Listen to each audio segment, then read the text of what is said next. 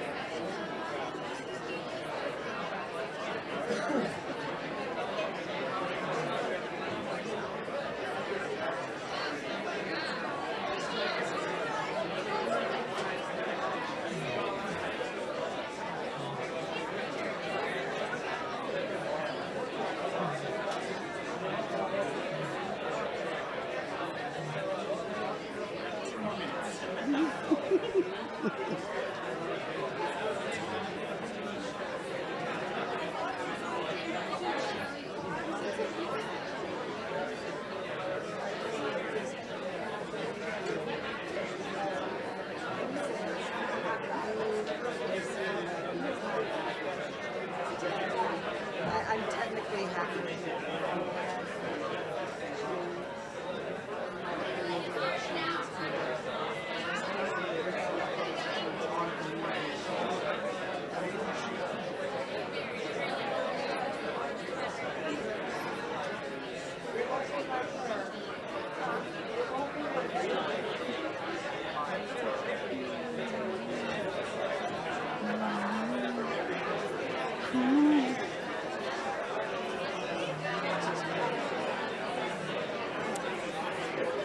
Good morning, Colorado Christian University, faculty and staff. Happy Friday. Happy CCU Christmas party day and lunch. It's going to be a good day. Obviously, I am not Dr. Sherry Parks, and I wanted to give an explanation so there won't be any made-up stories and messages. Sherry's husband, Jim, had heart surgery on Wednesday, and he's doing really well. She found out last night that they may dismiss him from the hospital this morning between 10 and 12, and she thought it might be a little tacky to ask him to wait in the lobby until she could get back and pick him up. So, you know, you do that thing when people are going through hard times and say, is there anything I could do for you? So she calls me last night around 5 o'clock and asked me if I would welcome you all and kind of be the MC today. So I was happy to do that for her. This morning we're going to begin our time together with Mariah Dindler and her father. See, I'm not saying that you're his daughter. Mariah Dindler and her father, Charlie Dindler, leading us in a song.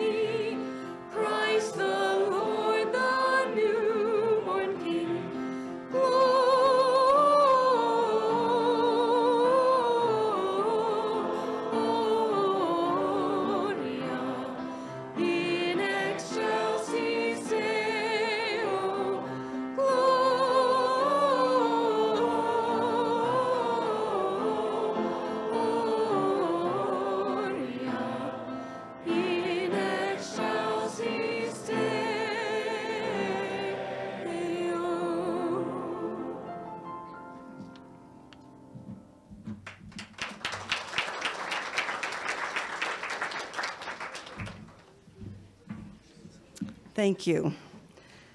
I've asked Laura Dykstra, the Director of Curriculum for the College of Adult and Graduate Studies, to open us in prayer this morning.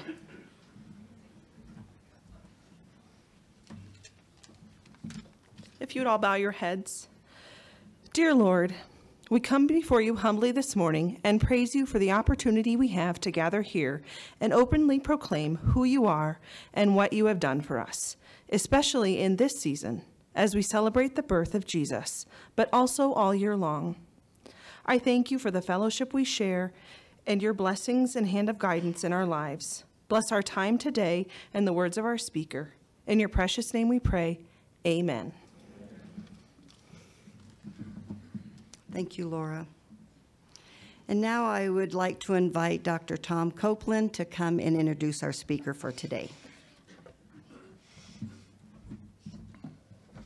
Well, John Stonestreet serves as president of the Colson Center for Christian Worldview. He's a much sought-after author and speaker on areas of faith and culture, theology, worldview, education, and apologetics. Since 2012, John and Eric Metaxas have co-hosted Breakpoint, the nationally syndicated commentary on culture founded by the late Chuck Colson. He's also the voice of The Point, a daily one-minute radio feature on worldview, apologetics, and cultural issues. John has co-authored 4 books: A Practical Guide to Culture, Helping the Next Generation Navigate Today's World, which is ranked number 4 on Amazon for children's ministry, Restoring All Things, Same-Sex Marriage, and finally, Making Sense of Your World, A Biblical Worldview. You may notice a distinct trend in those book titles having to do with culture and worldview, and indeed that is why he's been asked to speak to us today. In the past 60 years, the question of how Christians should relate to the culture around us has been answered in a number of landmark books, like Reinhold Niebuhr's Christ and Culture, and Francis Schaeffer's How Should We Then Live? Some of today's best-known authors have tackled the question too, including Tim Keller, Andy Crouch, Stanley Hauerwas, and D.A. Carson. And yet our culture continues to evolve, to degrade in many ways, to challenge us in unanticipated ways. Philosopher Alistair McIntyre says we've entered a new dark ages, an idea of which Rod Dreher expands upon in his Benedict option, wherein Christians are encouraged to disengage from culture and retreat to local Christian communities to regroup and rebuild. But I don't think that's the approach that we're about at Colorado Christian University. I don't think that the word retreat was ever in Bill Armstrong's vocabulary. As we continue to explore and advance CCU's strategic objectives, it's a privilege to have John Stonestreet here to help illuminate how CCU can impact our culture. Please join me in welcoming him.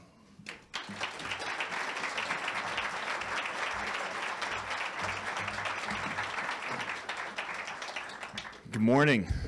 It is a great honor to be here. Thank you so much. I know it's obligatory for a speaker to say that it's an honor to be at a place, but I really mean it this time. I really do, okay? I'd be lying if I said I always mean it, but I mean it this morning.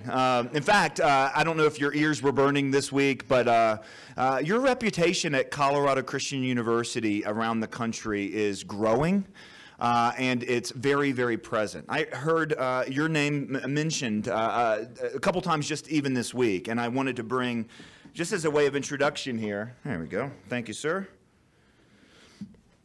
Just as a way of introduction here, I wanted to bring my thanks to you. On Monday, I was in New York City with an organization or a gathering that's called Evangelicals and Catholics Together.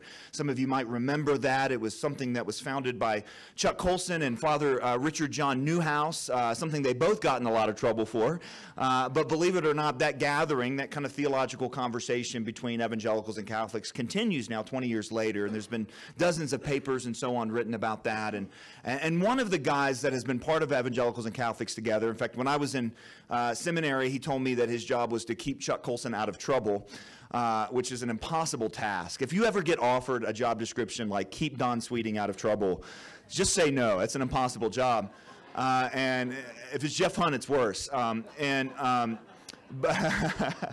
But that was his job description. But John Woodbridge, someone that you guys hosted here just earlier this year, John Woodbridge was there, and I spent some time talking. First thing he said to me was, hey, have you heard of CCU? Do you know what's happening at CCU?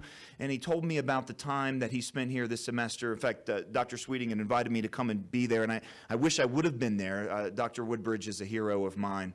But you blessed a great man in his time here. And I want to say thank you as a student of his that you did that. That meant a lot to him And he articulated that to me unsolicited. In fact, I said, by the way, I'm going to be there Friday. He was really excited, loves what's happening here. I also want to say thank you because I left New York City and then flew to D.C. and was with a handful of others there on the steps of the Supreme Court. As the oral arguments were heard inside, really what will be one of the most important cases of freedom of speech and freedom of religion in our lifetime, having to do with a guy that just lives down the street, doesn't he? And you guys have, and Jeff specifically, I want to mention, thanks for taking care of Jack and looking after Jack. He's a good man. And as I said on the courts of the Supreme Court during the rally, you might think that Jack Phillips should have just baked that cake, but that's not the point. The point is, do we all have the freedom to take our deeply held convictions into our public lives, not just our private lives? And that's one of the great things at stake in our culture. And I'm going to get into that in just a second. It's one of the things that's really up in the air, is the extent to which our religious conviction can actually be conviction. But I wanted to just mention one more thing, why I think it's so important. Whether even in this room you think Jack should have just baked the cake or not, why it's so important that you're standing with him on this issue. We just remembered this year the 500th anniversary of the Protestant Reformation. And there's a lot of aspects to that. One of the underreported things that came out of the Reformation as a core teaching of Protestant truth, it's not something we talk as much about as we talk about the other things, sola scriptura, priesthood of all believers, and so on. But it's directly related specifically to the priesthood of all believers. And it's illustrated in your stand with Jack Phillips. Again, whether you personally think he made the right decision or not, it's illustrated in your stand. And that is the sacredness of all callings and vocations. If all Christians are priests before God, then what that means is all of our activity, as John Calvin said, is coram Deo, before God, in God's presence. All of our activity is an act of worship. There's not sacred and secular. There's not sacred work and secular work. And let me just say this up front. You can't do Christian college well unless you get that point down. You can't do Christian college well unless there is a bedrock assumption that there are not some jobs that are spiritual and some jobs that are sacred. That there's just work that we do before God in the ways that He has gifted us, in the context of the cultural moment that He's placed us, and that's the sacredness of this idea of calling. And the number of Christians who are dismissing this case by just saying, oh, he should have baked the cake, that's not the point. If a pastor or a priest should not be forced to perform a same-sex wedding against his deeply held convictions, then a baker should not be forced to participate against his. And this is, I think this case is one of the great teaching points of a deep flaw in the way we do theology and life in our churches and even in a lot of institutions of Christian education, even higher education, is we miss that concept of vocation. We talk about faith as if it's personal and private. Faith is personal, but it's not private. It's public. And all of our lives are lived in that area. And we do our work as unto the Lord, whether it's making a cake, whether it's taking pictures, arranging flowers, raising children, or whatever else. So thank you for standing with Jack. I wanted to say that. It was a fun day, by the way, at the Supreme Court. And maybe we can talk a little bit more about that during the Q&A time if you want to ask some questions. It was a blast. If you've never been at the Supreme Court, if you've never seen the Supreme Court, like go to D.C., right? But if you've never been there when a case is being argued and you see the two sides out front and the conversations, I stepped away for a few minutes during the rally to take a phone call, and I was in the grass there between the Supreme Court and the Capitol, and this clearly a tourist came up and said, hey, and she just kind of was stumbling around, right? You know, if you've ever been to D.C., tourists stumble around a lot. They do that in Colorado, but for completely different reasons.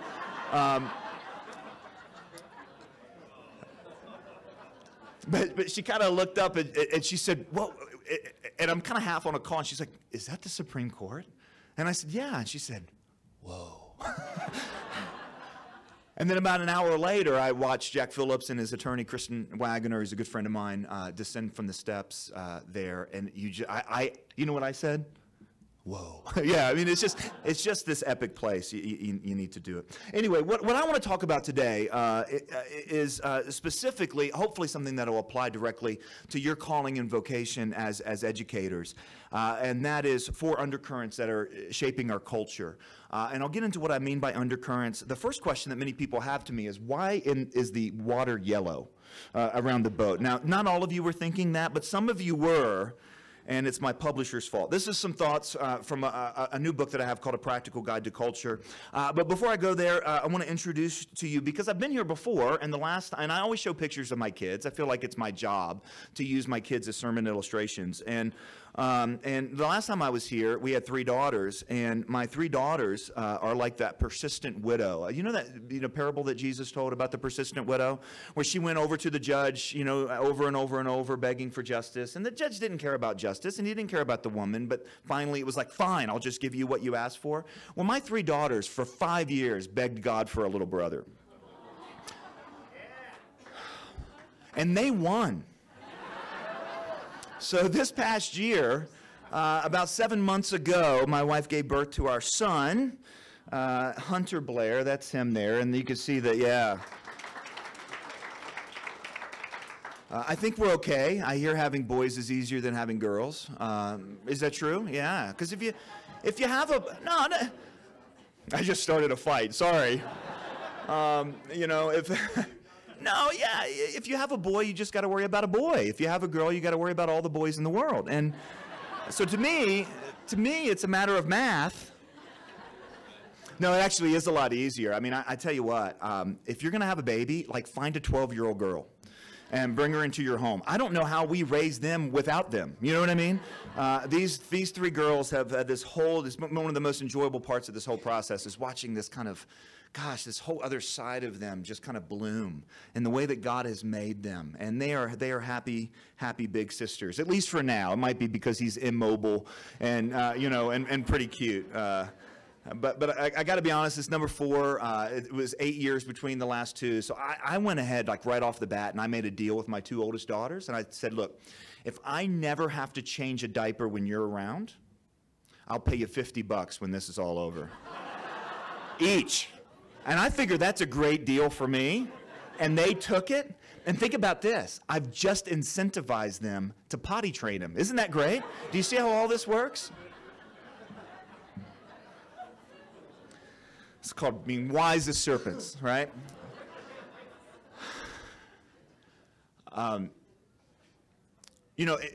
Not to super spiritualize this, but I think it's important as educators that we stop every once in a while. As parents, you guys have deeply invested your lives in the next generation in multiple ways. We need to remember what it is that we do. God created a lot of things. He only created one thing that bears his image. And God created every human to steward the world in which that he created. If we go back to Genesis and say, why do humans exist? Or to borrow T.S. Eliot's language, what are we for? The answer is we're stewards. So let's put those 2 things together. What you guys do each and every day at Colorado Christian University is that you steward God's image. You're stewards of souls. No pressure. What could possibly go wrong with this plan, right? No, this is what God has called us and to do as educators, as parents, as those invested and involved in the next generation. And when you put that in, and of course that's difficult enough if we were just doing this in a vacuum, right? If we were just teaching and educating in a vacuum. I know you're almost at exam time, and so you're going to have that experience over the next week when the exam answers are going to come back, and you're going to see some of them and go, what was this kid doing all semester, right? What was he listening to or she listening to? It wasn't to me. This isn't what I said, right? And that's a challenge. And we've had that experience as parents. When my oldest daughter was just 3 years old, I was traveling, and she was helping my wife put her little sister, Anna, who was just 1 at the time, to bed. And on the way out of the room, Abigail looks in and leans in and looks at her little sister and says, God will be with you tonight, Anna. Isn't that sweet? Yeah, but then she turned around to my wife and said, Mommy, I told Anna that God would be with her, and the other God will be with me. No, I work for Chuck Colson, and my daughter's a polytheist. Like, how did this happen? Right? I mean, we're not doing this in a vacuum. We're doing this in the context of individuals made in God's image who have their own ideas and their own thoughts and their own intellectual freedom to some extent, depending on how Calvinistic you are. Some level of freedom here to wrestle with their own thoughts about God. But we're also doing this process in a cultural context. And that's really what I want to spend my time today, in a cultural context. The cultural context has intensified in many ways. Many people call it a post-Christian context. We heard earlier, maybe it's devolving in a sense. And I think, and clearly in certain ways that it is. I always want to kind of hedge that just a little bit, just because some of our brothers and sisters in other parts of the world are living in a better cultural moment than they were 20 years ago. Even some of our brothers and sisters here in our country would say, I don't want to go back to the good old days of the 50s and 60s. But we at least got to say that culture right now is a moving target. And there have been dramatic changes that have happened in our culture. And that affects the educational process pretty dramatically. And so what I want to talk about are four what I think are undercurrents that are dramatically impacting the next generation, and therefore whatever calling that we have to steward that next generation. Before we do that, though, I want to take a lesson from a theologian named Cornelius Plantinga. Some of you know Neil Plantinga's book, Not the Way It's Supposed to Be, A Breviary of Sin. Plantinga's the expert on sin. If you want to know what sin is and what sin has done, some of you are like, I'm the expert on sin too. But Plantinga has written theologically on sin in a brilliant way. And whenever he talks about it, I learn something new. What I always love about how he talks about it when he gives a speech on that book is that he says, as Christians, before we get into talking about sin, as Christians, the first thing we need to remember is sin is a defeated foe. Right? And I think that's the right perspective as well before we start talking about culture. Because it's tempting, I think, one of the most tempting things about having to deal with the cultural moment that we live in. I think that history will look back at this moment and say that a lot of things were in flux, and this was the time of dramatic shifts and dramatic changes. And this is the time and place in which we're doing this educational vocation. I think we need to do the same sort of thing. And so I want to introduce you to kind of this concept that I'll call the story versus the moment. We're always tempted, I think, within a cultural moment to turn around and second guess or question the story. The story that we get in the scriptures, from creation to new creation, from heavens and earth to the new heavens and new earth. But as Christians, we must always remember, whenever we talk about anything happening in culture, that there's a larger thing in play. I don't like to go to the mall. I only go to the mall for three reasons. Number one is because maybe it's December 24th. Number two is because my wife is making me. And number three is because maybe I'm in a strange town and I'm looking for a coffee shop, right? So you go into the mall, you go to the map, maybe there's a coffee shop in there, you find the coffee shop, but that's not enough. You got to find something else. What do you got to find? Yeah, that little yellow arrow that says, you are here. This is what we need to understand as Christians, that we're never living in the moment without that context of that larger map. This is the great gift that the Scripture has given us, and that is the grand story, capital G, capital S, of all of reality, the story of the world, from creation to new creation, from heavens and earth to new heavens and new earth. And so we can only we can only understand the moment from the story. We can't understand the story from the moment. Does that make sense? We can't stand in the moment and turn around and think, ooh, you know what? I think the story was wrong on marriage. I think the story was wrong on sexuality. Oh, you know what? We're in this moment, and if we don't change the story, we're going to be on the wrong side of history or swept into the dustbin of history. That's a fool's bargain. Right? Because what the story gives us is that larger context that says, you are here. And I want to begin, before I talk about anything happening, and I think hopefully it'll contribute a little bit, and maybe we can talk a little bit more about this during the Q&A time. I hope that it'll contribute a little bit to kind of trying to wade our way as Christians through the options, right? The Benedict option. I just heard about the Mary option. There's a lot of options out there. I keep telling Rod Dreher that the Benedict Kuyper option is the right option, right? If Benedict and Kuyper had a baby, that's the right option. That's my take. But that's a loaded reference these days. So let me tell you three things about that we know that are true from the story about our moment or any moment before we get into some of the specifics that I want to talk about. Here's the first one. Christ is risen. Christ is risen. This is something we say to each other on a Sunday morning every spring. Our brothers and sisters in the Orthodox community say it to each other every week, and I think we should adopt what they do. When they look at each other and they say those three words, Christ is risen. And see, we're tempted to look at that truth, Christ is risen, as a statement of our personal and private conviction. But that's not how our church fathers saw it. That's not how the Scripture teaches it. Christ is risen is not a statement of personal and private conviction. Christ is risen is a statement of public proclamation. That's not only true, it's the most true thing about any cultural moment that's ever existed in the history of the world. Christ is risen from the dead. Because Peter, the Apostle Peter, actually looks at that in his epistle and says, that's the source of the posture that we're supposed to take to whatever cultural moment we find ourselves in. It's interesting to me that the letter about joy was written by Paul. What's the letter of joy? What's the letter that talks about being a person of joy? Philippians. Where was it written? From prison. Interesting. The letter of joy written from prison. The letter of hope is Peter's first epistle. And it was written at a time of exile, where the persecution was about to really ramp up, so much so that he starts using, kind of Old Testament exile language for the Christians that he's writing to, and the dispersed ones, things like that, and that's the letter of hope. And for Peter, the reason that we ought to be people of hope is directly connected to that truth: Christ is risen. So no matter what happens throughout the history of the world, the most true thing is Christ is risen, right? The next election or this election or whatever election goes the way that you want it to, the most true, or not the way you want it to, the most true thing is Christ is risen, right? The global challenge with totalitarian regimes like North Korea or the struggle with radical Islam, the most true thing, and that includes, by the way, this is a hard thing for us to say in the comfort of this beautiful facility, but for our brothers and sisters whose communities are some of the oldest Christian communities on the planet and are facing extinction, it's still the most true thing for them to say, Christ is risen. Right? All right, here's the second truth of the moment that we learn from the story, and it's directly connected to the first, and that is that Christ is Lord. This was the barbaric yelp of the early church. Christ is Lord.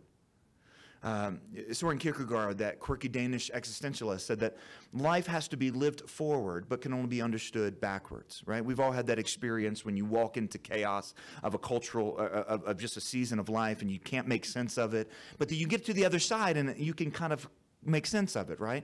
We actually see that. I just kind of realized that this year going through Holy Week and realized that's exactly what we're seeing from the end of Luke to the beginning of Acts. Right? The end of Luke, you have the apostles, the disciples walking into Holy Week. They don't even know it's Holy Week. They have this grandiose ideas about what Christ is supposed to do. He does none of it, right? So they end up being scattered. And the first time you have Peter on the other side of that, turning around and looking and saying, okay, here's what happened, is the sermon on Pentecost. The sermon at Pentecost. And what he says is, and there's a lot of things he says, but the punchline is, God has made him both Lord and Christ, this Jesus whom you crucified. That Christ is Lord, Caesar is not. What that tells us is the reason we can be people of hope is that history's not out of control. And the temptation to capitulate to the cultural moment in the name of relevance, in the name of just kind of staying on the right side of history or engaging the culture is exactly wrong. Because Christ is Lord. The future of the cosmos is not up in the air. Not even a little bit. Third thing about this moment that we can know, and this I think directly impacts the educational process that we're involved in as well. Christ is risen, Christ is Lord. Acts chapter 17, Christ has placed us in this cultural moment. Christ has placed us in this cultural moment.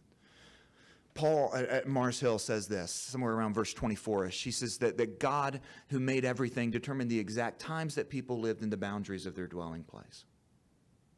Right? So as I go through the undercurrents that I think are dramatically shaping what students face today, one thing that I really want to keep in mind is this, that God has called our students to live in this cultural moment, not another one. God has called our students to live in this cultural moment, not another one. A few weeks ago, I was in D.C. with my wife. We were there for the opening of the Museum of the Bible. By the way, if you get out there, go see it. It's pretty cool. It's pretty great. And then the next day, we walked through the Holocaust Museum. In the Holocaust Museum, there's near the end, and I've seen this story told in Steve Garber's terrific book, The Fabric of Faithfulness, great educational book. There's also a film on the story of the Society of the White Rose. You've heard of the White Rose Society? Hans Scholl and Sophie Scholl. And they found themselves there at the university in Munich, having kind of grown deeper in their faith with Jesus Christ, and it put them on this collision course with Hitler. They felt like they had to do something, and so they distributed pamphlets around the university campus over a period of a couple years, 6 different times, documenting the atrocities of Hitler and the Third Reich. And it's fascinating to me, Steve Garber in his book, talk about kind of the motto that drove Hans Scholl, and it went like this: I'm Christian and I'm German, therefore I'm responsible for Germany. What a formula. I'm Christian and I'm German, therefore I'm responsible for Germany. In other words, what he believed was the fact that he was Christian and the fact that he found himself in that time and in that place, these weren't incidental to one another. That actually this is all part of the orchestration of God. God building his kingdom through his church, and actually mobilizing his reconciled ones to be agents of reconciliation. That we have to take seriously not only the fact that we are in Christ, not only the fact that Christ is risen and that Christ is Lord, but that the Christ who is risen and is Lord has placed us in this time and place, and that implies responsibility. I think that would be a fascinating conversation within academic disciplines. I'm Christian and I'm a mathematician. I'm Christian and I'm a score writer for films. I'm a musician. I'm a Christian and I'm a policy a scholar. I'm Christian and what is our responsibility within our academic disciplines in this time and in this place?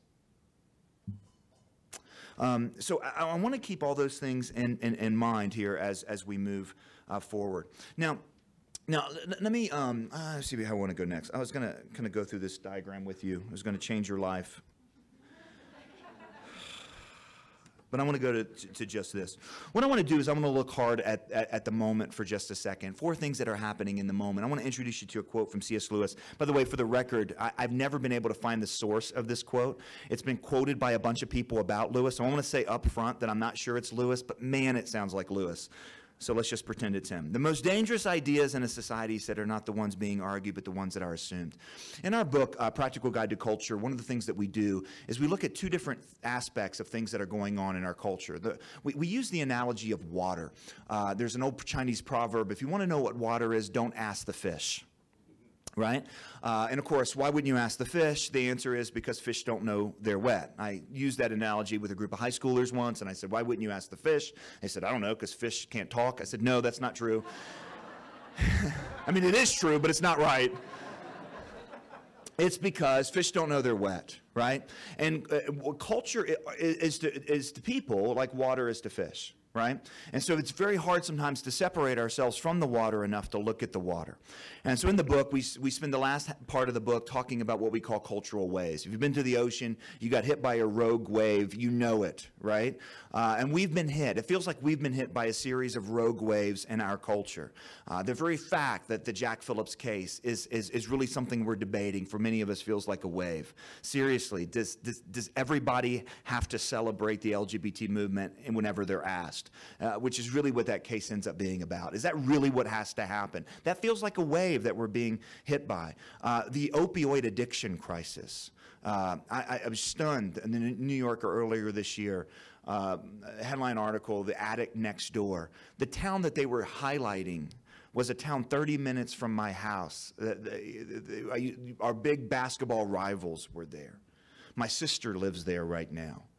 And 90% of their emergency medication budget for the city that year was used on Narcan, which is the medication that basically saves people from overdose.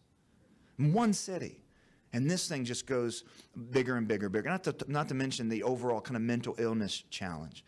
This hits personally to me just this week.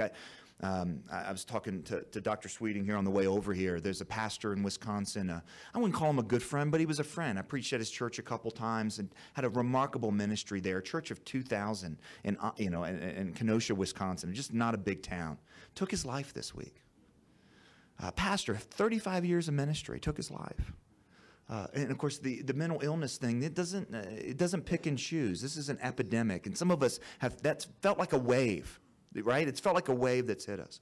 But have you also had that experience where you've been on this kind of the side of the ocean, or you've been playing in the ocean, and then you look up and suddenly you're 30 or 40 yards down the beach? How did that happen? Nothing hit you. It was an undercurrent. And what I want to look at here just quickly are 4 undercurrents that I think are shaping the next generation and therefore shaping our academic discipline. But it goes to what Lewis says here, that the most important ideas are not the ones argued, but the ones that are assumed. I would say that the most important changes in our culture are not the ones felt, but the ones that are under the surface. A couple years ago at the MTV Video Music Awards, it was Miley Cyrus's turn. Now, what I mean by Miley Cyrus's turn is the MTV Video Music Awards has become an award show where performers try to outdo everyone that went before them. You know what I mean? It all started when Madonna writhed around on stage in a wedding dress singing like a virgin, and then a couple years later it was her and Britney Spears having a lesbian kiss, and then it was Nicki Minaj having a satanic ritual on stage, which was super bizarre. And then Miley Cyrus got her turn, and you might remember her and Robin Thicke basically simulated a sex act on stage. And it was so over the top, everyone talked about it for a couple weeks. And I mean, and it was the talk of the culture for a long time. And pretty much the number one response was, she crossed the line, she went too far. I mean, even Joan Rivers, who was not known as the conscience of America at that time, said this crossed the line, right? Fast forward just a couple months at the Grammys. And in between the MTV Video Music Awards and the Grammys, an activist judge in California had overturned Prop 8, which was the statute that was passed by the people defining marriages between a man and a woman. And a state judge had basically ruled that unconstitutional, and so basically gave California same-sex marriage. This was before the Obergefell decision. And so what happened was Queen Latifah got ordained on the internet, and an artist named Macklemore had a popular song that year called Same Love. And so as he was performing Same Love, and Queen Latifah was presiding, she presided over a mass wedding, which included heterosexual couples and homosexual couples. And this was on the Grammys. So what basically we had was the first mass gay wedding in U.S. television history at the Grammys. And I was interviewed later on that week. I do a weekly podcast with World Magazine called The World and Everything in It. And my host there asked me questions about it. And off air, he said, John, it's fascinating, as I was doing research on this story to ask you these questions, it was fascinating that no one was talking about it except for a handful of Christians. I said, what do you mean? He said, well, you guys talked about it on Breakpoint. Now Mueller talked about it on the briefing. And he said, but you know what? Secular media didn't even really notice this. Here's my question. Bless you. Here's my question. Which of those two events was more culturally important?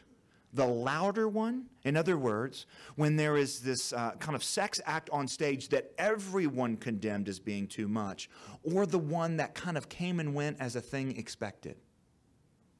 Which of those two things are more important? You see what my point is? In other words, culture is not most powerful in our lives or the lives of our students where it is the loudest. It is most powerful where it just creates a sense of normal. Does that make sense? And that's one of the reasons that Christians, and this is one of the great benefits of the story, and by the way, another reason I wanted to kind of back up and say, let's make sure we're clear on the story, is that it's a good Advent discipline. Amen? No, here's what I mean. We're in that season. It ain't Christmas season yet. It's Advent season. And Advent is important, mostly because we are addicted and captive by our cultural calendar. The cultural calendar starts at Walmart in October. But for most of us, it's not Christmas season, it's not Advent season, it's shopping season. It's a cultural undercurrent that just creates the sense that the most important thing about us is what we consume and what we buy. Pascal famously said we have a God-shaped hole in our heart. This is the season which culture convinces us that we don't have a God-shaped hole. We have a stuff-shaped hole. We have a Lexus-shaped hole. in our hearts that can only be filled by stuff and by Lexus. And we orient our lives around it. So the day after we spend giving thanks as a nation, we trample security guards for the latest flat screen, high def, 4K TV. Right? And this just comes and goes. And it's a great Advent discipline to actually get out of the cultural calendar and get on the church calendar, just for the record. Now, I think what I want to talk about is that those undercurrents, because those undercurrents are so subtle, but yet they're so powerful. Here are 4 undercurrents that I think are dramatically shaping the educational process because they're dramatically shaping what it is to be in this particular cultural moment. Here's the first one: the drowning of truth in noise. I don't think the greatest threat to truth in our culture is fake news. It is a threat, but I think it's a fruit, not a root. I don't think the greatest threat to truth in our culture are lies. I think the greatest threat to truth in our culture is noise. We live in what's called the age of information. The age of information, is that name for our culture that will go down in history, right? Just like the Enlightenment, just like, the exploration age or the Industrial Revolution or whatever, we live in the information revolution. That means that on a daily basis, our students confront and consume more pieces of information than any generation that's ever walked the planet. Now, I agree with Solomon. There's nothing new under the sun. He's talking about ideas. He's not talking about the mass ways that those ideas are repackaged and decontextualized and bombarded. The average student that we deal with, listen, this means that for the educational process, and by the way, for parents, and this is where I don't like this, but it's true, you and I are nothing more than one stop on the information train of the week. And there is a lot of stops. There is a lot of stops. Now, you say, well, what does it mean to live in the age of information? Here's the first thing. No information is neutral. Information is the way we confront and get ideas. So really, if we're honest, the age of information is the age of competing ideas. And one of the things that creates for this next generation that we all face is then also it becomes a crisis of authority, right? Because we live in a culture in which there's information everywhere, there's ideas everywhere. One of the great questions that every educator or influencer or mentor of the next generation has to deal with is the number one question I think that this younger generation is asking is, who do I trust? Who do I trust? Do I trust the pastor or my peer? Do I trust the professor or the website? Do I trust this result on Google or this result on Google? And it's got to be in the top 5 because if it's on the second page, no one cares. Right? And so we have this real trust process. By the way, there's a number of things that we can throw in on top of this, and we deal with a lot of it in the book. One of those things, though, is this is why character still matters in leadership. I'm just going to say it. Character still matters in leadership. I'm not saying we elect a pastor or anything like that, but I am saying we cannot sell our souls to leaders as if character doesn't matter. And by the way, we have a character crisis across the board, across both parties. This is not a good thing.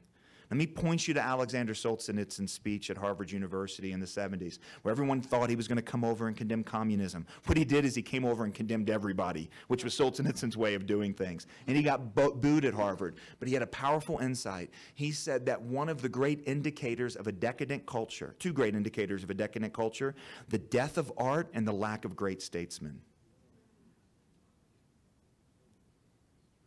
I cannot tell you the number of students that I've worked with who have deep crisis of faith. And when you dig past their question, why does God let bad things happen? That's the question they ask you, right? The classic formulation of the problem of evil. Why does God let bad things happen? When you scratch the surface, that's not the question they're asking. The question they're asking is, why did God let that bad thing happen to me? Why did God let my dad let me down? So in an age where there is a crisis of authority, when authority cannot be trusted, it creates a kind of chaos of information. Who do we trust? Who do we trust? Who do we trust? It matters. But the other thing that I think happens is is that in an age where information is always available and access to information is always available, there's a great mistake that's made, and that is that information is confused with wisdom. Information is, I want to give you read to you from a poem from T.S. Eliot. I guess it's a poem. T.S. Eliot, brilliant thinker, looked a little bit like Herman Munster. He has this piece called Choruses from the Rock, and I can't actually, it'd take too long to describe exactly what it is. Charlie could probably help us here, but it was kind of this play sort of thing. But anyway, here's what he wrote. The endless cycle of idea in action, endless invention, endless experiment, brings knowledge of motion, but not of stillness, knowledge of speech, but not of silence, knowledge of words, and ignorance of the word. Capital T, capital W. All our knowledge brings us nearer to our ignorance. All our ignorance brings us nearer to death, but nearness to death no nearer to God. Where is the life, capital L, that we have lost in living? Where is the wisdom we have lost in knowledge? Where is the knowledge we have lost in information? Look up there at the date. He wrote that in 1934. There's some of these guys like Lewis and Eliot. I think if we pick them up and put them in the middle of Times Square right now, I mean, they would just have an aneurysm and it'd all be, I mean, you know what I mean? They couldn't handle how much truer it is what they actually saw. And I think this is one of the great challenges that we have. Now, I want this to be somewhat practically helpful. So I'm going to just give you kind of a quick nugget that I hope will be helpful as an antidote to living in an age of information. Now, the temptation is living in an age of information where ideas are bombarding our kids all the time. Some of it's true, some of it's false, and so on. Our temptation is to just say, what our kids need is truth. Now, of course they need truth. But if you just dump true information in a sea of information, what happens? It'll just get drowned out. Listen, our stop as Christian educators, as mentors of the next generation, our stop has to be a different stop. We can't just be a stop that adds to the whole, mass amount of information that they get on a weekly or a daily basis. Paul prays for the church at Philippi that their love would abound more and more in truth and in all discernment. And so that's really the antidote that we need in an age of information is discernment. And I want to give you just one kind of quick strategy point that I think is really helpful. I found it to be really helpful in working with the next generation, especially college students, and kind of getting past all the noise in their lives. And that is a lesson that I think we can learn from the two greatest educators in history, Socrates and Jesus. The two greatest educators in history did not have a lot in common, except for one thing. They both were great at asking questions. I'll give you one question that I would recommend as an educator you keep in your back pocket. I think it might be the most important question we can continually ask our students in any sort of context. Here it is. Ready? What do you mean by that? An age of information is an age where ideas are often proclaimed, but words are rarely defined. The battle of ideas is very often the battle of the definition of words. We've got to fight for the definition of words. Have you ever been in a conversation with someone and very quickly you realize that you're using the same vocabulary but not the same dictionary? Right? I was in a plane from Colorado Springs to Atlanta once. The lady beside me said, "What do you do?" I said, "Well, I work for a Christian organization." And she said, "I'm an atheist. Prove me wrong." Yeah, we weren't even off the ground yet. We were going to Atlanta. We ended up fighting the whole way. It was fantastic. Seriously, about 30 minutes into it, I stopped and I was like, now look, I don't want to offend you. I love these conversations, but I know you might want to sleep or pretend like you're sleeping, and that's okay. And she was like, are you kidding? I'm having a great time. Are you okay? I was like, fantastic, back to it. So we spent the whole 30 minutes fighting. It was awesome. First thing she said is, how can you believe in God? And I know Aquinas' 5 classical proofs for God's existence, and the different ways of articulating the ontological argument. But that's not. I'd learned this point. I said, well, what do you mean by God? She said, a grumpy old man with a beard in the sky who can't wait for you to do something wrong, so he can strike you with a lightning bolt. I was like, lady, I am not going to defend the existence of Zeus. Like that's not what we're about. Now,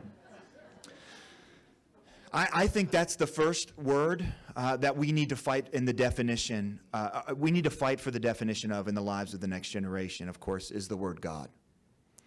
We cannot be certain that we're talking about the same guy as the next generation, right? Let me give you a couple others. Love. C.S. Lewis said, for every new book, read 3 old ones. I say for every new one, read 3 C.S. Lewis books. But the most important C.S. Lewis book for our generation, and it harms me to say this because I used to think it was The Abolition of Man, and it probably is. But the 4 loves. Listen, our culture, whenever it uses the word love, it almost always is sentimentalism or sexualization. And it's not the kind of the healthy eros that God created us with. It's a porneo. It's a sexual brokenness. And you know what? There's no place anywhere for agape or phileo or any of the other sorts of ways that the Bible describes the way we're supposed to treat others. We've got to fight for the definition of love. Obviously, truth is another one. Got to fight for the definition of truth. Here's another one, freedom. Os Guinness has rightly written that the greatest enemy of freedom is freedom. Because when freedom devolves into license, freedom devolves into slavery. It's one of the great ironies of history that we, as Edmund Burke said, that if we have men of intemperate minds, he said, cannot be free. Their passions forge their fetters. So what do you mean by that? There's some other questions that we deal with in the book, but I'm way over time. Or I'm way over time from where I'm supposed to be, and I've got about 5 minutes left, and I want to hit a couple other of these points here. Sorry, I didn't budget very well this morning, did I? Let me give you the second point, the second undercurrent, and we'll see. I'll try to hit this quickly, but this is an enormous one.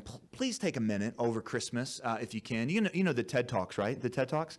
Please go look up a TED Talk by a woman named Sherry Turkle. Turkle, like turtle with a K. Sherry Turkle's book is called Alone Together. It's her third book, writing on technology. She's a psychologist at MIT, and she's been writing on what technology does to us as people for really 30 years. Her first book was back in the 80s, and she's a social scientist, so she's not doing a whole lot of philosophy or anything like that. She does make some predictions, however. And her prediction in the 80s, and by the way, do you remember computers in the 80s, right? To quote Elf, they were ginormous calculators, right? I mean, that's really what they were. They really, that's it. I mean, this was before Al Gore gave us the internet. This was... They were really big computers, really big calculators. But interestingly enough, Turkle predicted back in the 80s that the computer would become a place where we not only do calculations, but we would go express ourselves and even live. That was her prediction in the 80s, and she was exactly right. In the 90s, this is before social media, but after chat rooms, she predicted that the computer would be a place where we go and explore alternative identities. She had a postmodern view of identity, that identity is whatever kind of culture makes of us, and this would create a new experience. She thought it was fantastic. This is one of the things about her first two books. She loved where technology was taking us. She said that she thought it was great. I remember reading this in grad school going, whoa, people actually think this. That a 60-year-old man who didn't feel it like himself could be an 18-year-old girl online and no one would get hurt. Now, she was obviously correct in her first two predictions, but she was optimistic. That's where she missed it. I picked up her third book just a couple years ago. It wasn't written until 2011. It's called Alone Together. And in this book, the first thing I noticed was that the optimism that was in the first two books was completely gone. And I had her on my radio program. I said, well, what happened? She said, well, I just wasn't prescient. I didn't understand where we were going. I said, but what happened? She said, I don't know, maybe because I have a teenage daughter. But her prediction in the third book, and you can see it in the title, is that we're quickly reaching a point in which humans will have to choose between real relationships and artificial or mediated relationships. And this is coming from her social science data, where she says the number one things that the next generation says to her is, I'd rather text than talk.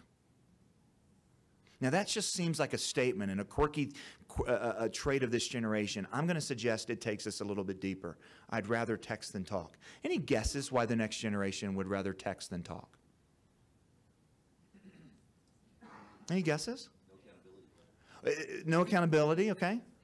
Who said that? It's safer. That's the number one reason they give. What do you mean by safer? Because you're on it.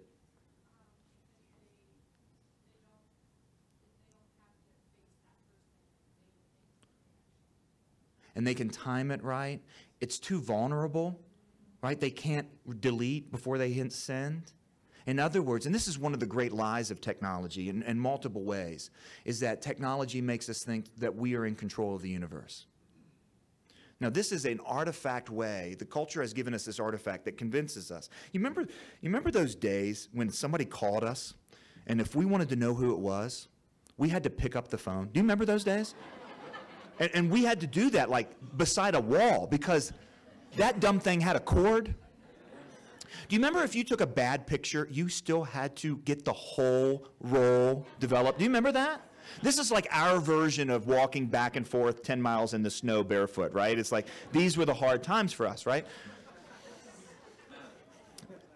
It's kind of funny, but what technology has done for the next generation is convincing them that the world is a place of their own making. And just like most lies of the enemy, there's just a little bit of truth there. Because the world is a place that God gave us to steward and make something of. But one of the great traits of secularism is the trait of ultimate control, that we can make the world what we want. It was the source of all the utopian fantasies of Marxism and capitalism, extreme capitalism in the 20th century. It was the source of all kinds of utopian fantasies, especially eugenics, a perfect world through racism and racial segregation and basically treating people like animals and so on. This idea that we can control reality. And by the way, controlling reality leads to a great sense of anxiety because suddenly the world is on your own shoulders. And this is one of the great things that we deal with in being alone together. But that's not Turkle's point. Turkle's main point, though, is that it's just gotten in the way of relationships. Now, she continues to go on and prognosticate about artificial intelligence and companion robots and all kinds of things that are part of the technological future that we have. But if you think about it, the number of conversations we have with machines today is unprecedented, even from just a few years ago. You might remember Thomas Friedman in 2006 wrote a book called The World is Flat. Does that book ring a bell?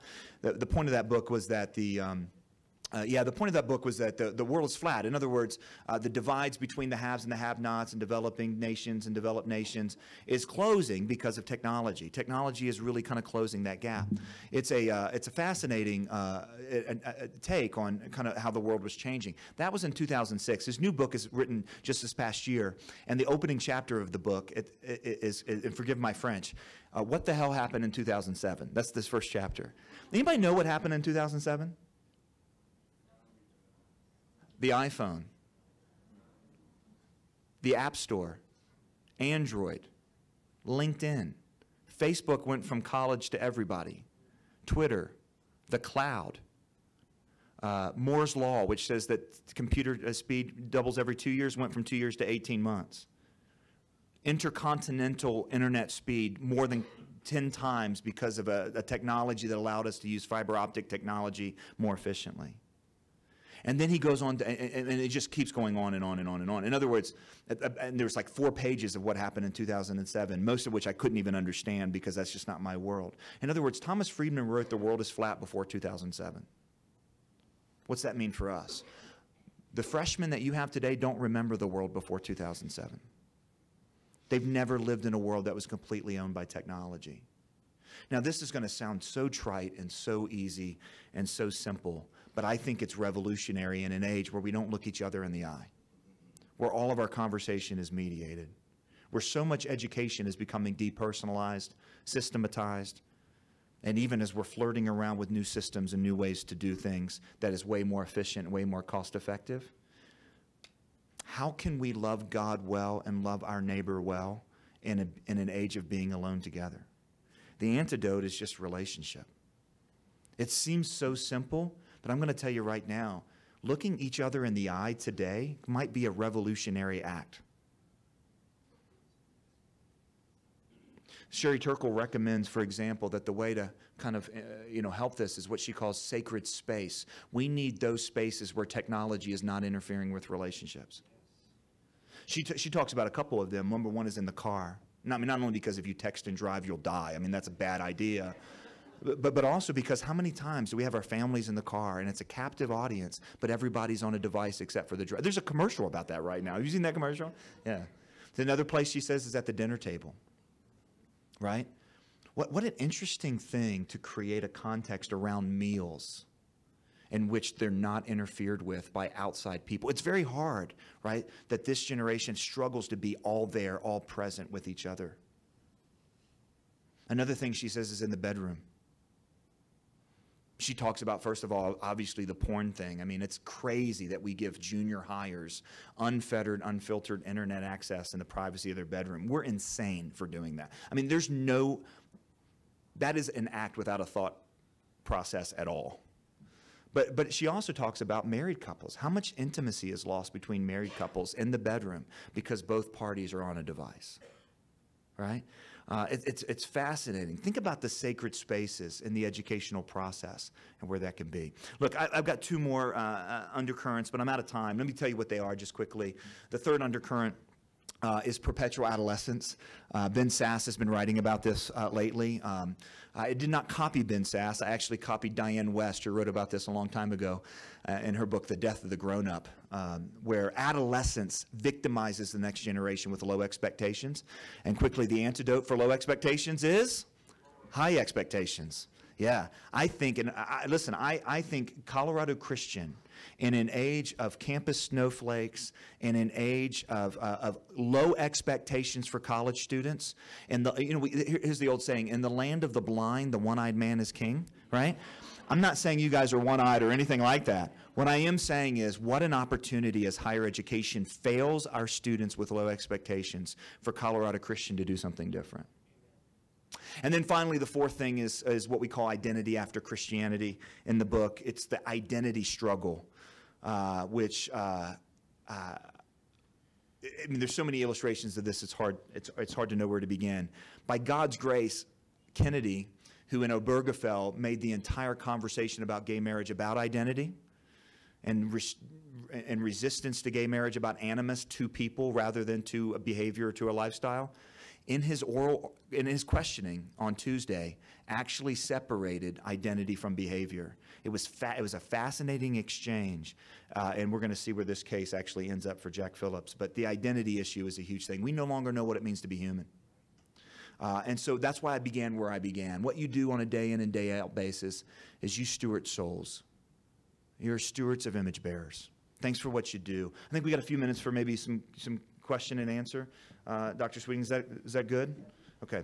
Yeah, thanks. Yeah, can we thank John?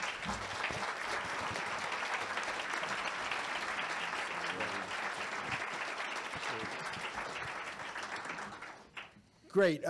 We have a roving mic. I don't know where it is. We got it. Carrie is our roving mic person. So first of all, thank you for being here. Thanks for what you do. Thank you. Yep. And your book, a lot of this is in the recent book. The recent book, Practical Guide to Culture. Okay, so if you want to know the other 2 points. Send my kids to college, please. By the way. I know a good college. So.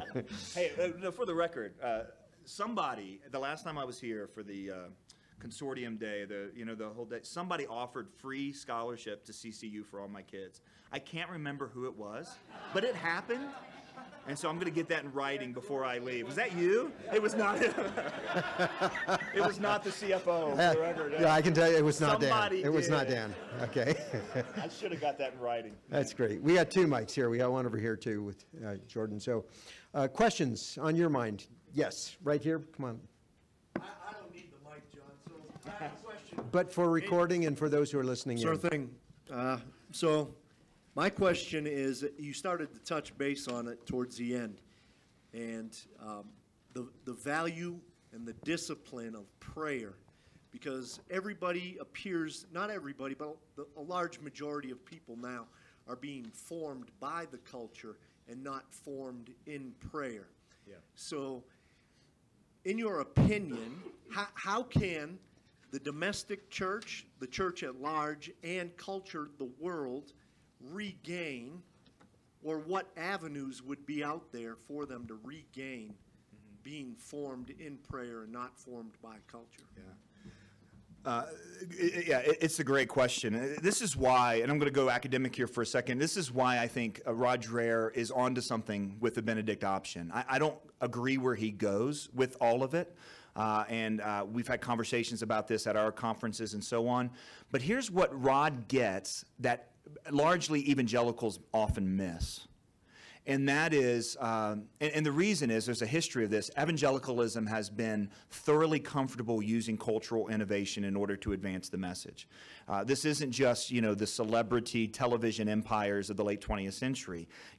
Jonathan Edwards, or at least other people, used kind of publishing conversion accounts in newspapers, right, which was a cultural innovation of the day. George Whitefield going outside of the pulpit, going from town to town, cultural innovation of the day. Certainly Billy Graham. I remember going to movies was bad, right? And then Billy Graham started to use movies. And then we had to figure out, wait a minute, are movies good or bad, right?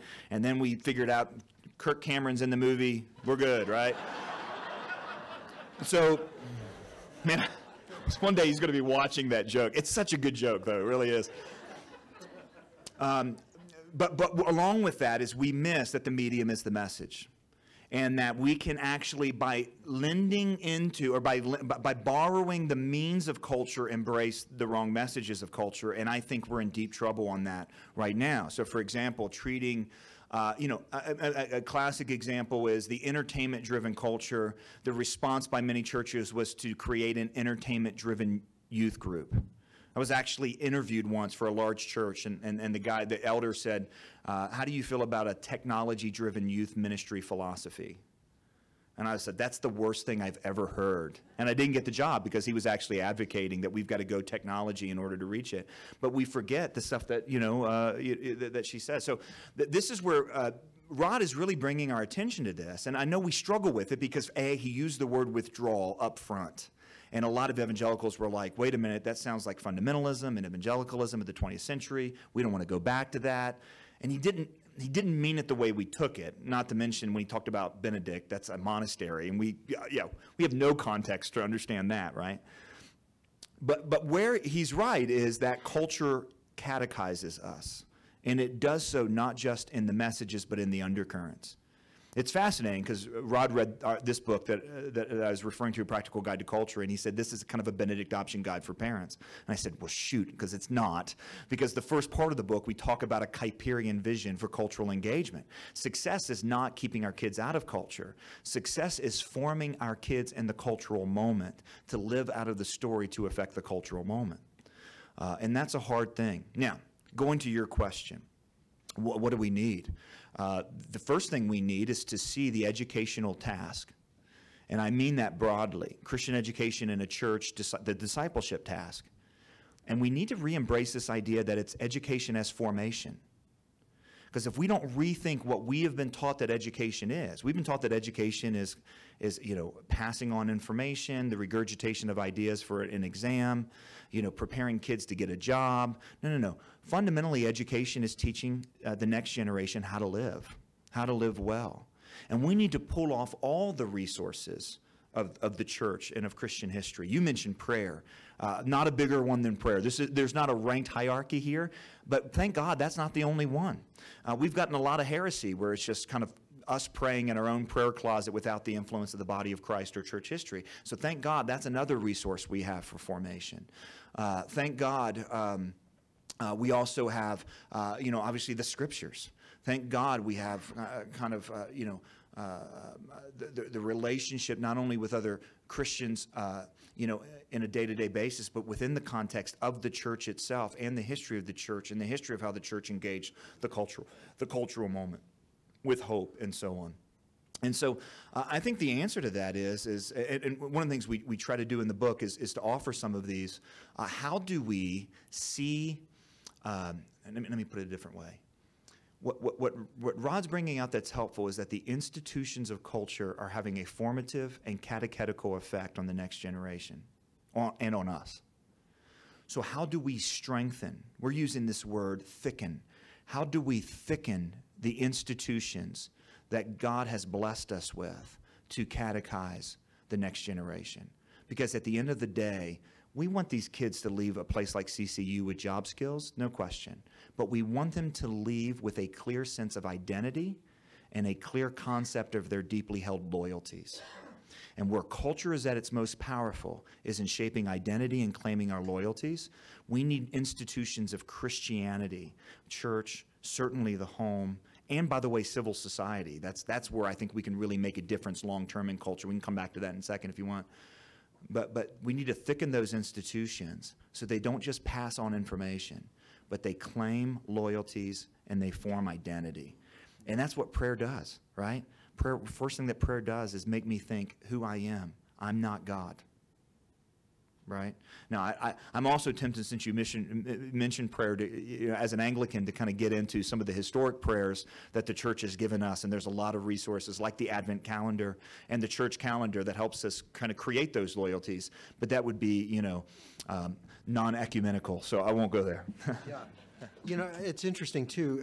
I think it was Al Mohler who talked about needing a thicker sense of discipleship, where we have thicker disciples, meaning deeper disciples in every way. James Smith spoke to this a little bit. And James Smith's book, yeah, I mean, that's the word, yeah. Jamie Smith's book, Desiring the Kingdom, he's got a new one too. You Are What You Love. Yeah, You Are What You Love is really kind of the summary of this. And by the way, you really got to read that alongside of his summary of the secular age, right? Because we need to understand too what the secular or post-secular culture has done to thin out these institutions of civil society and replace them with an encroaching state. I mean, there's really no other way to put it, that we now have a culture that's almost exclusively formed top-down. And this is Robert Putnam's Bowling Alone, right? More people are bowling than ever before, but less people are joining bowling leagues, right? Because the institutions that formed our identities as local citizens have been replaced by kind of on a national sort of level. On one level, on the left, it's leading, I think, to certainly ever-encroaching state in all forms of life and so on. And on the right, we're seeing these evidence, and I think this is a story that's being overtold, but it's still a story, which is kind of a hyper-nationalism. Really, what I love about the founders is that they realized between the big state and the individual that made America, this is de Tocqueville, was the layer upon layer of these thick local institutions of formation that allowed us to be good citizens so that we didn't need the government solving all of our problems. So there's a policy and a political solution here, but it's not going to come from D.C., it's going to come from local communities. I love that word thick, though, doesn't it? I mean, isn't that word thick? It just makes your imagination go, okay, what could I do to thicken this, you know? So, yeah. yeah, used to be an insult, actually. You know, he's pretty thick, but now it's something we. Anyway, yeah, let's do another question in the back. Hi, I would like to follow up a little bit on what you're saying about thick institutions, and we're an institution, and I think we would want to think about how we can be thicker. But we're not a local church.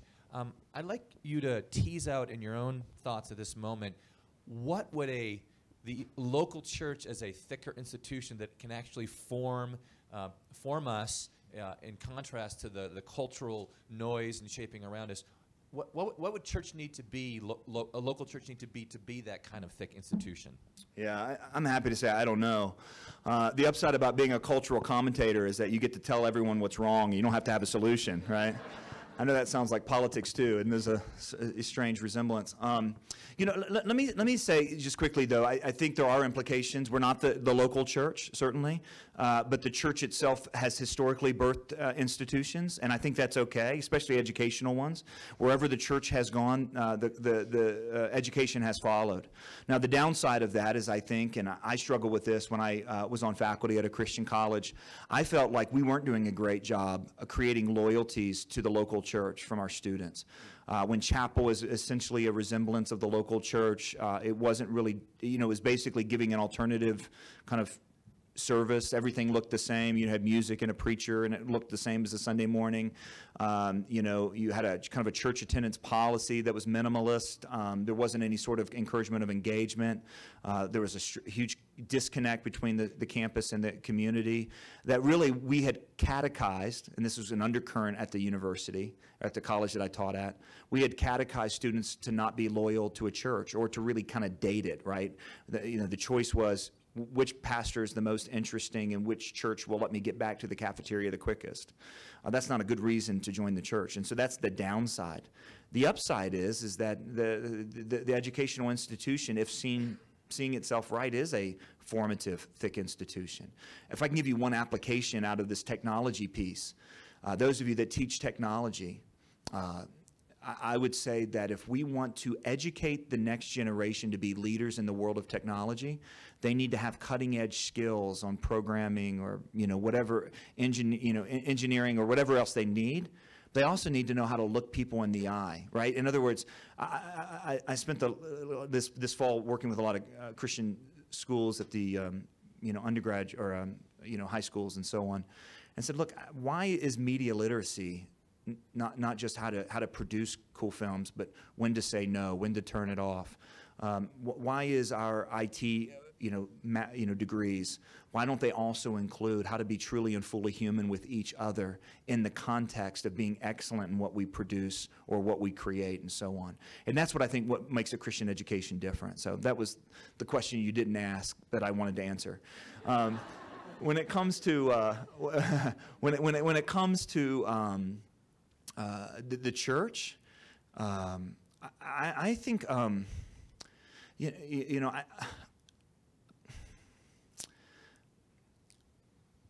I think that one of the things the church needs to do is to see itself as a higher culture, not as a separate culture. But when we adopt and then adapt kind of cultural norms into the life of the church, we're making the mistake, I think, that the classic liberal church made in the 20th century. Why, it's often been asked why the liberal churches are so empty, the mainline denominations, why are they so empty on a Sunday morning? Because they so adapted to the message of classic liberalism that why go to church on a Sunday morning when you can hear the same thing about being a good person and being politically liberal and so on from NPR every morning of the week, right? You don't need a pastor when you have Terry Gross, sort of thing. And I think that became a real challenge for classic liberalism. And kind of popular evangelicalism struggles with the same thing. Rather than seeing its task in that thickening sort of way, it sees itself kind of in a market-driven fashion, right? In a, I think, for example, liturgy is kind of being reintroduced across evangelicalism. As someone who worships liturgically, I think that's great. But for a lot of evangelical churches, that's kind of a decoration almost, right? It's like, this is another way to attract the seekers, right? The young people don't like having a Starbucks, where they don't like having a Starbucks in their service and a big thing, so let's get, kind of artisanal coffee instead, and we'll do, the prayer book, and it'll kind of tap into their sense of, wonder and so on that they're looking for in a post-Christian, postmodern culture. There's an article from First Things years ago from Sarah Hinlicky Wilson called Talking to Generation X. And I think and it was years ago, she was actually talking about the Gen Xers and how to reach the Gen Xers. Look at that article up, it's fascinating. Talking to Generation X. Really, it should have been titled Talking to the Millennials, because I think it's more true of the Millennials than it was of the Xers when she wrote it. But she talks about how when we're always kind of marketing,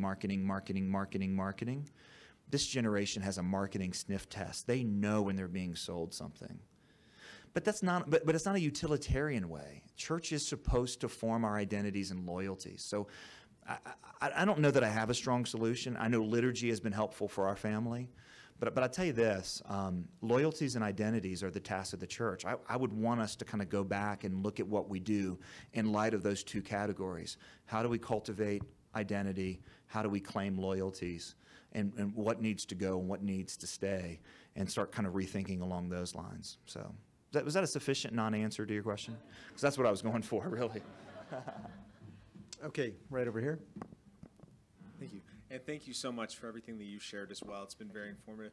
My wife and I are on staff as pastors of a local church in Aurora, and we personally have adopted more of a relational approach to interacting with people in our community. And it's been very difficult because I've seen this being alone together start to go outside of technology, and I think it's been headed this way for a long time, but like to, self-checkout at the grocery store, to getting in your garage, pressing the garage door opener, and you never see them even enter their house, those types of things. And it's been very difficult to have those connections on a personal level, much less the church evangelism level, so personal evangelism. What would you recommend in terms of breaking into that? Mm-hmm. And because frankly, I love all of you, but I'm not content to just have relationship with church people. Mm-hmm. I need to have relationships with the unchurched, and it's very difficult to break into that. And so what are your thoughts on that? Well, first of all, kudos for asking that question. I think it's the right question that we need to ask, right? My vision of how the church can impact culture is framed around 4 questions, right? What's good that we can promote and protect? What's missing that we can contribute? What's evil that we can stop? And what's broken that we can restore. right? And looking at that on a local level, right? I mean, I can see lots of things broken in D.C., but I'm not going to, right now, that's not where God has placed me, right? But can I see things broken in Colorado Springs, where I live? Can I see things broken in the neighborhood? Which is the question that you're asking. And I think what you've done is you've identified it, right? And I think one of the things, you could say, well, one of the things that's broken is our even relational skills are broken, right? You've got to learn relational skills. But the other thing that's true is what's missing. And what's missing is space. I think we underestimate the power of space. And if you look at how kind of the larger culture is addressing the alone together, it allows a whole lot of people to hide.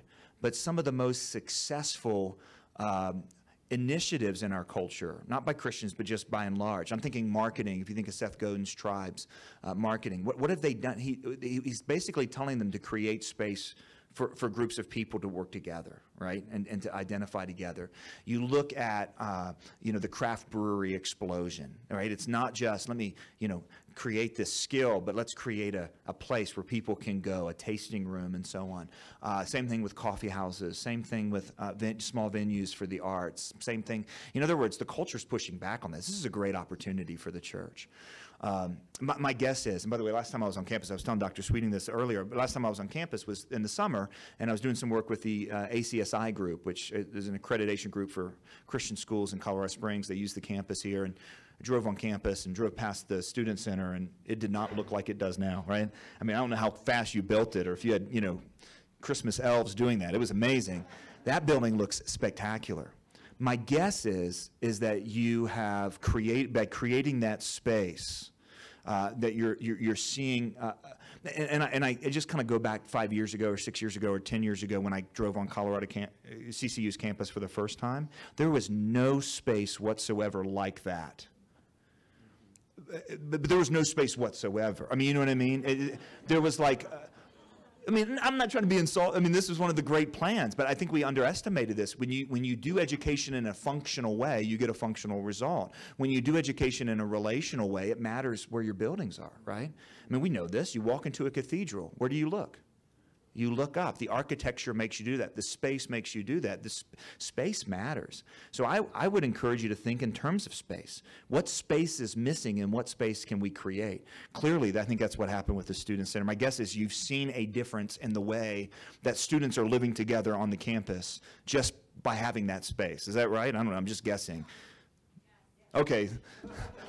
Most of them are like, no, I don't know what you're talking about. You will. I'm a prophet, and I'm leaving, so it doesn't matter if I'm right or not. But I would encourage you to look at that space. And I think space for real relationships is one of the things that's missing. I think of just Chick-fil-A, doing that campaign to encourage all the family to put their cell phones in the middle of the table, right? I love those sorts of initiatives, and I wonder how we can think about that systemically as educators in our classrooms, but also on a campus-wide. I think that'd be a fascinating conversation. Yeah, let's take a couple more. Two more. Yeah, Ian? Sort of piggybacking on what you're saying even there in terms of use of a building on our campus, how do we, representing various different faculties and different disciplines here on this campus, for me, I teach in theology. It's easy even within the classroom to talk about some of these issues. Right. I was actually just yesterday talking about space and looking up in a cathedral.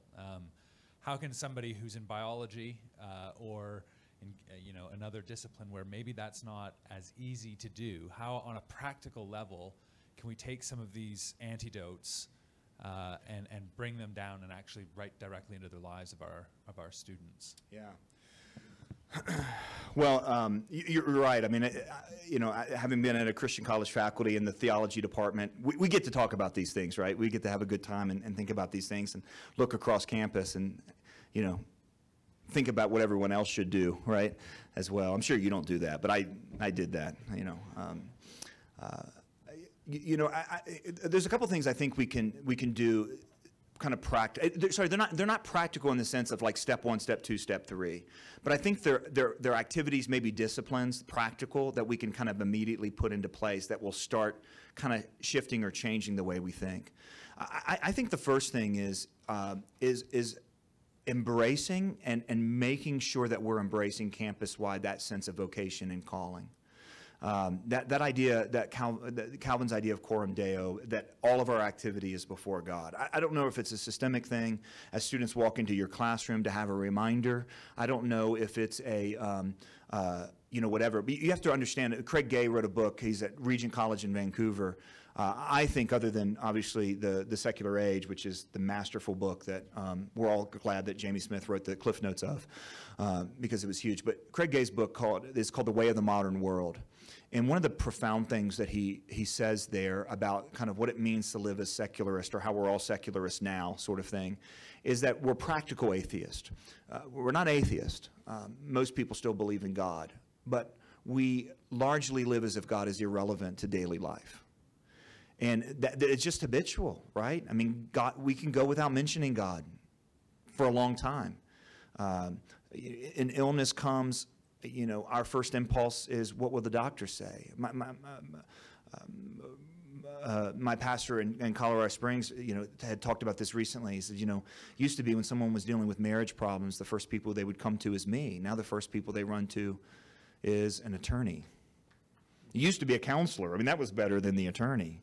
Right? And so there's this kind of utilitarian thing that just drives all of our activity. And I think it's more deeply inbred than we think it is, right? I just think it's just like everywhere. We can go about our day-to-day life and not really give God much thought, or at least much credit for everything that's going on around.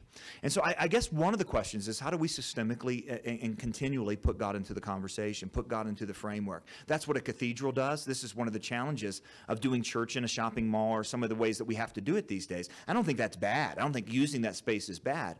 But you kind of had this built-in helper when you got to walk in, and there was a sense of transcendence in the way we built churches, and it's not there anymore, right? That's a real kind of handicap, I think, as we kind of look at what we're supposed to do as pastors and so on. I think the same thing is true in the classroom. So I would just encourage us to think that thought. How do we keep God in the conversation? Doing that says, how do we then recognize our work as worship? One of the things that secularism does when it puts all the world on our own shoulder is it removes the sense of wonder. If we're responsible for everything, then we lose our sense of wow.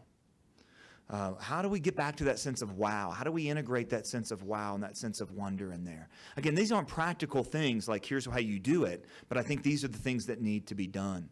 I think the cross-disciplinary conversations are really helpful too. Here's how we're doing it over here. Here's how we're doing it over there. We have a one-year study program that Chuck started called the Colson Fellows Program. And we have academics, college presidents, business leaders, lawyers, medical professionals, second career folks, homeschool moms, grandparents go through this program. We have 160 that are studying with us now.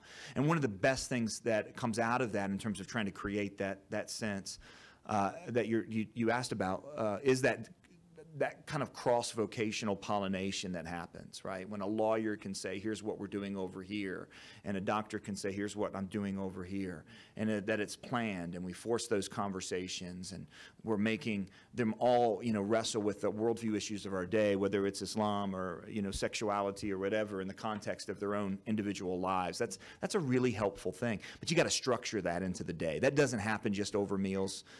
So symposium that force that kind of cross-disciplinary perspective, both from faculty and at the student level, and that students can kind of watch in on, that's really important, I think.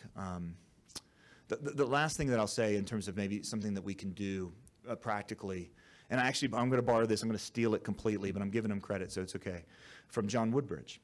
John and I had this conversation a lot about how do we integrate, when I was teaching at that Christian college where I was, how do we integrate this? And he came up with kind of a 3 or 4 step way that you can do it within a department.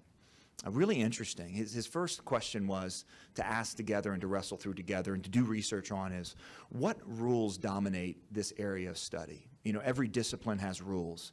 As he would be talking about history, for example, the larger rules of the historical discipline is you have to have all man-made causes, right? You can't point to providence. You can't point to anything outside of human cause.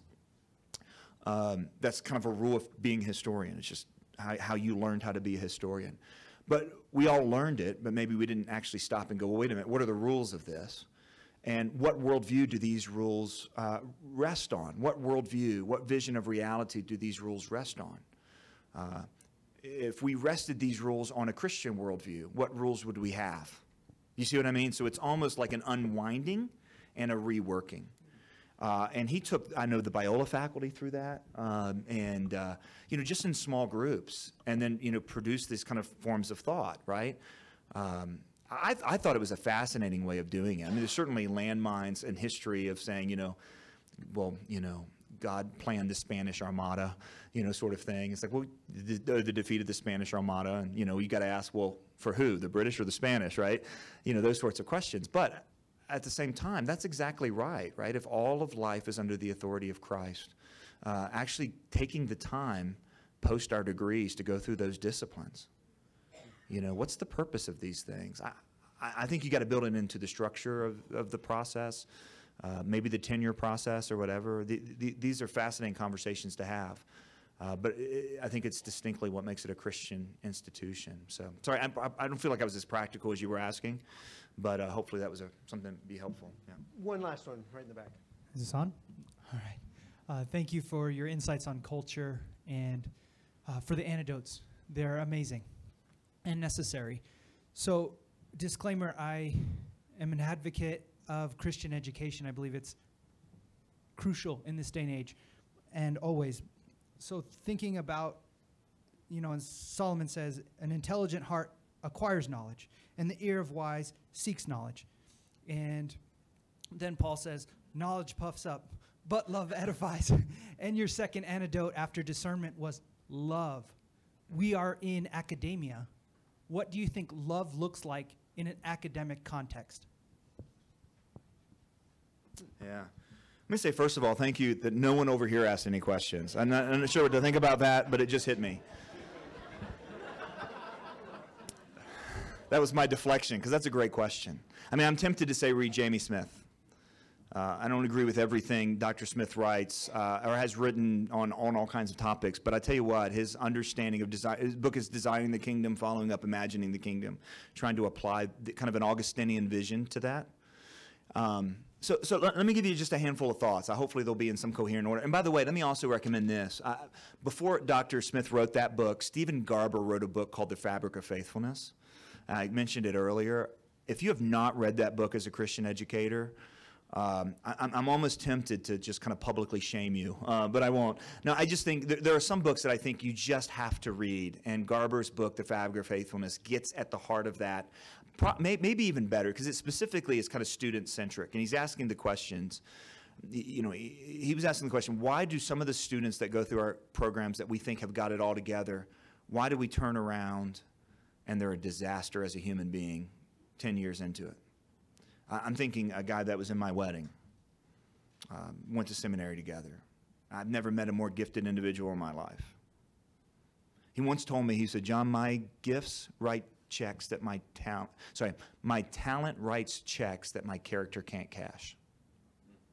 I had no idea what he was talking about, but I now know. It's devastating. It's heartbreaking. And that's what Garber's getting at. Why do some of those people you think have got it all, they don't make it, and then why do the ones that make it? And that question of loves is an Augustinian one. Augustine, of course, was the one who said, we are what we love. And he talked about not only loving the right things, so that I think that's one thing that we have to look at in the educational process is, do our students love the right things? You know, if they're going to be an entrepreneur, do they love creating, or do they love financial riches? The love of money is the root of all evil. That's still in there, right? What are they loving about that? Do they love theology? Do they love being published, or do they love, you know, studying God, as J.I. Packer wrote, and knowing God? That's what theology is, studying God. He also talks about, I think this is very Augustinian, that one can know a lot about God, and one can know a lot about godliness and not know God at all. But the greatest commandment is not to know, and it's not to believe. It's to love. So Augustine said we are what we love. So you got to love the right things. Second thing he said is we got to love them in the right order. So you can love the right things, but love them in the wrong order. I think one of the ways we confuse the story in the moment in our day and age, and some of our brothers and sisters in Christ who really struggle with some of these issues, like we all struggle with these issues, but when they're telling us, you know what, you should have just baked the cake, or, basically it's a disordered love. It's the right impulse to love our neighbor, and that's in the conversation, right? But you can't love your neighbor first and then try to love God. You have to love God to love your neighbor well. It's the ordering of loves. And so I think that's really what it looks like in the educational process, is loving the right things and loving them in the right order. And then I'd point you to those two sources that I think kind of dig into that deeply. Does that answer your question at some level? Yeah, it's a good one. Thank you. Yeah. John, thank you so much for being here. Thank you for answering our questions. Yeah. Yeah. And I know, John, for you, it's a repeat. You've spoken at a SOW workshop before, so it's great to have you back. This is my first time, so it's great to get to know you. Thank you for what you do. Before we transition over, I'm going to pass it to Sarah in just a few minutes. I've got a few things I want to say to you. First of all, happy Advent. We pray this is a blessed Christmas for you coming up. And I don't know how you think about Advent. John mentioned it. Advent means coming. I spoke in chapel yesterday, and we look back on the first coming of Christ in his incarnation, and we look forward to his coming again. And we stand between the two comings, and we stand with hope. You know, God is with us, and he's coming. So that's the good news of this season. And we celebrated Christmas, but there's this longing that we feel all through the season, and even at the end of Christmas, it's not enough because we're missing something. And what we're missing is he has promised to return. Actually, that's how the Bible ends, where Jesus says in the last two verses of the last book in the Bible, behold, I'm coming soon. So that's the wonderful hope of the season, and we hope it's a blessed season for you. And the meaning of his coming penetrates your joys and your sorrows, because in a group like this, you're experiencing everything in December. The brokenness, the wonder, and the gospel and the hope of Advent and Christmas speaks to both so clearly. I was hoping Sherry Parks would be here because I wanted to recognize her, and I just want you all to know this. Sherry Parks was recognized by Jefferson County as one of their Women of the Year. Gail Gunderson wrote a little paragraph. Every once in a while you cross paths with a woman whose drive, perseverance, and accomplishments far exceed the status quo. This woman inspires and humbles you. You admire her unceasing dedication to the things in life that matter most to her. You aspire to attain the same level of selfless service and generosity. You're proud to call her friend, coworker, family member, mentor. Now is your chance to recognize and celebrate with her. Well, she was recognized by the county, and we're very proud of her. She has served, 25 years at CCU, 12 years in her current position, and it will be finishing that at the end of this year. And I didn't want to wait till February or March when she's here to let you know that. So when you see her, not only just tell her you're praying for her and Jim, but also that you're proud of her and thankful for God's goodness in her life and all that she has done. So will you do that? That would be great. And she may be listening to this, so Sherry Parks, on behalf of all of us, we are very proud of you. All right, also I got a little note that it's not just the library that's been transformed for Christmas, just the whole campus. Our facilities and grounds team has worked really hard to put a ton of lights up, and we had the lighting of the tree last night. To that team, I just want to say thank you if you're here for all that you did. So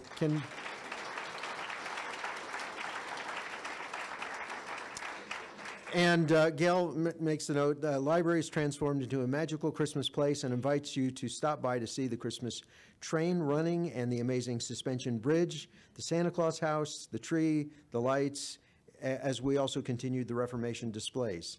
So stop by and check it out. A totally different subject. You might have noticed this past year we put out a paper piece that was also online, and it was an events calendar. A lot of people on the fringe of the university always ask, well, what's going on over there? How come I'm missing it all? And I say, it's online. Well, they don't necessarily look online. So we also created a piece, and we did the first trial run this past fall, trying to list the big things. So if there's speakers that are coming, and there are things for everybody, students, the public. So if you have things that are being planned for next semester and you want them in here, the deadline is this week. If you've invited somebody and you're hoping it gets great publicity, please let our office know about it. Let Carrie Blykamp, and we're working on the second one. The deadline is the end of this week. Along with that, Christmas, we have lots of music. This weekend is our School of Music is putting on the Christmas concert. It's Friday evening at 7:30 at West Bowles and Saturday at 3. And Charlie, I see you here. Music faculty, would you just stand for a second? Any music faculty here? They're all, okay, Charlie, stand for everybody else. Come on.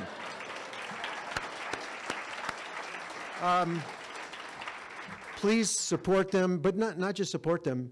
I went my first time last year, okay, and to my shame, so I've been a trustee for many years, but as a pastor, we had gobs of Christmas things that I had to go to, so I never got over here.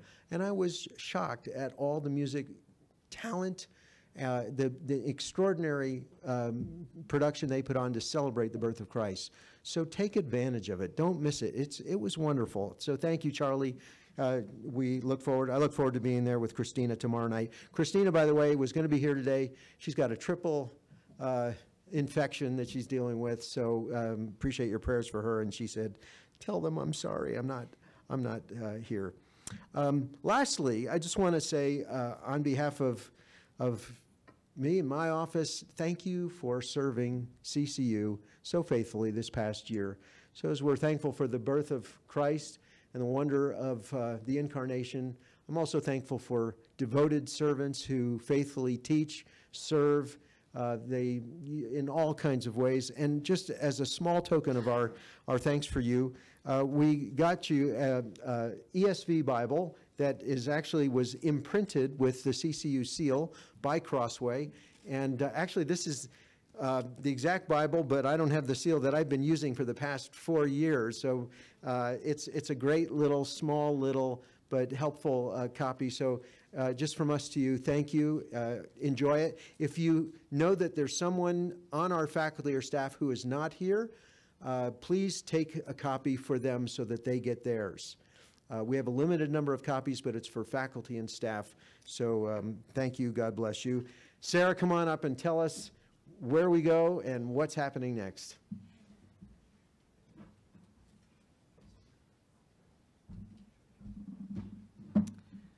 Well, in true Sherry Parks fashion, she gave me a script because she didn't want me to not say exactly what she would have said. But I'm going to deviate for a minute. I want to say my thank you to you, John, for being with us today. You have truly been a blessing and a gift to this university, so thank you.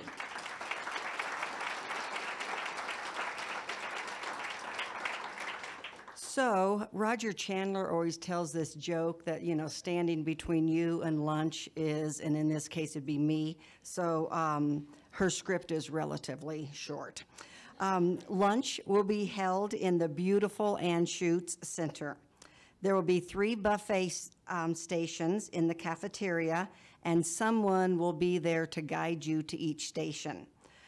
You do not need to go to all 3 stations because the food is the same at all of them. Her words, don't worry. Then at the table, and this is so Sherry, then at the table you will see Christmas gift bags for you to take. Each bag contains the ingredients to make different recipes. The options are minestrone soup, chicken soup, sugar cookies, and brownies. Then, for those of you who are gluten-free, we have cinnamon spice breakfast cake option and some gluten-free chicken noodle soup. The gluten-free options are tied with green ribbons, so they will stand out. Finally, for those of you who don't want to cook or bake, we have wonderful CCU mugs filled with Christmas candy. So there is something for everyone.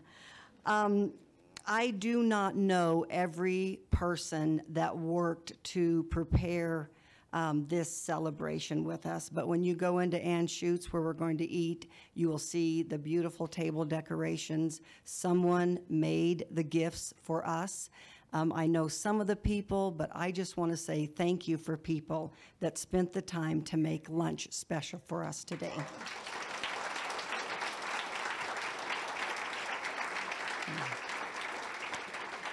And I have asked Dr. Earl Wagner, the Dean of Biblical Studies and Theology for the College of Adult and Graduate Studies, we have long titles, to come and bless our lunch. And then I have one more direction to give you after Earl prays for us.